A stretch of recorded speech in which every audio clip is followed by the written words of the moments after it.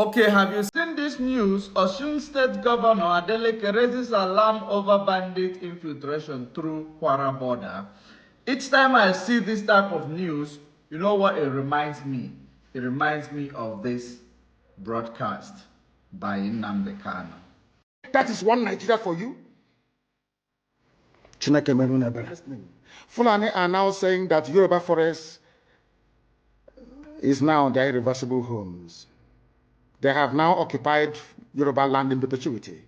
And I want to let my Yoruba friends understand this. You see, in life, anytime you support evil, evil will come back to haunt you. All of you never knew that IPOB and this Biafra movement was for your liberation. Some of you saw maybe the oil and gas from Biafra land. If they go now, we'll have access to oil and gas. In the process of having your eyes fixated on oil and gas, your forest is gone. Do you understand it? There is nothing more precious in life than freedom. Freedom is very important. And I need you to understand this very morning. Every Yoruba person supporting Fulani, you are setting up yourself to become like the Hausa people. Remember when Hausa was supporting Fulani? We are Hausa Fulani, we are Hausa Fulani. Where are the Hausa people today? I ask you. Where are those Hausa people today? Do you see them anymore? They're saying we are Hausa Fulani, we are Hausa Fulani. Do you see them again today? Do you see them? I'm asking you. No, because Fulani have completely overwhelmed them.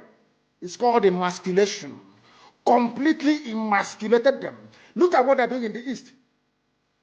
In the East, they come to the East and will tell you, oh, you want to be the president or vice? Yeah. They say, give us land for Ruga. They give them land. I saw Joseph Okado do that law of Banta. Give us land in your state. Most of them have proved to us that you are stood. Give us land in Olo. Most of them will give them land in Olo.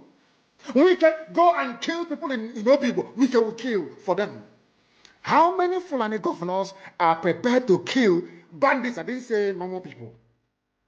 I'm talking about armed, dangerous bandits. How many Fulani governors? Go and read your newspapers, you will see it there. Fulani governors are negotiating with them, giving them arms, giving them vehicles, making sure that their life is no longer in misery. But see, they come down to the south. They tell you, give us land for Ruga. Go and kill your people to prove to us that you want Nigeria. And that is exactly the reason why you also see things like this happening in 21st century in Yoruba land. Debate on accessibility of Sharia law in Nigeria, especially in certain parts, have been on the front burner for a while, with back and forth among stakeholders.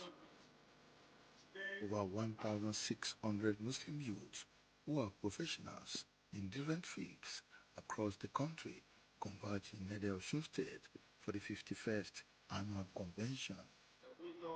The group noted that Sharia law is legal and right for Muslims in the country, but needs more enlightenment and clarification to defeat some insinuations in certain quarters. Who are those people that are going to be applied, the Sharia is going to be applied for or on, so that we do not have misconception? It is just like the tax reform by President Bola Ahmed Tinubu. You have engagement he had in the National Assembly. All of these. So tell me, I don't know if that is real.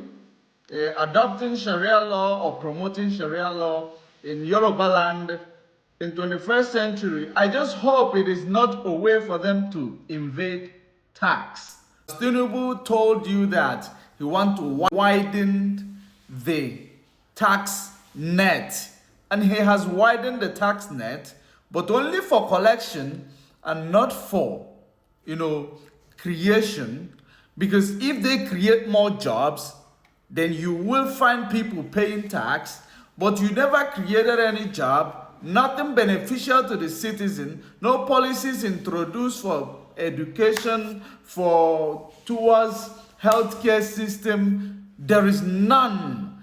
Steady electricity, there is nothing. There is nothing for Nigerians to leverage on that convince them that this taxation is going to be of a benefit for them in a short period of time. Nothing. The only thing we know that this taxation is going to give you a wider net for you to borrow more from IMF, World Bank, etc. So that is the leverage it is going to give you for you to be more indebted, and now the citizens bear the brunt of your indebtedness, even though they are not benefiting anything from your debts. And this is super ridiculous. You do not have any stimulus packages. You do not have school infrastructure mapped out for development. You do not have pipe-borne water mapped out for installation. There is no hospital infrastructure that is standard for revamping. There is nothing that we can say that this is a leverage that will give us this conviction that we must pay tax. There is nothing. They are taking more from you. They are not creating. European nations and other big nations that pay tax like that, they are nations that has no resources. They have nothing to lean on. Upon that, they are giving hospital for free, school for free. Create more stimulus packages for the needies so that they will balance everything. They spend more money towards the people, towards the economy. They have infrastructure. They have to maintain infrastructure, and they have to now, find a way to diversify their issue, their problem, and then the money recycled back to the hands of the government to use it to give you some stimulus packages, create benefits for the citizens of the country. But there is none of them that we are seeing. All we are hearing is that the international body is going to handle this collection process. Now, come to think about it, your data are going to be in international hands. In fact, what exactly is it that you don't understand, that this taxation is going to be a bad news? Because the reality of it is you equipping the government, giving them power to borrow more and make the country overly indebted.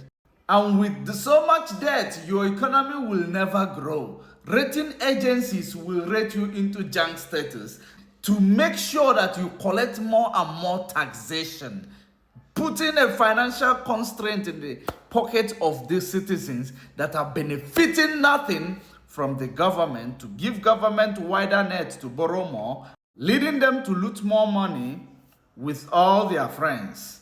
Subsidy removal, who did it help? The government, not the citizens, because the government is now making more money and spending less. Therefore, they are going to have more access to borrow more from IMF. The craziest part of it is taxing the cryptos.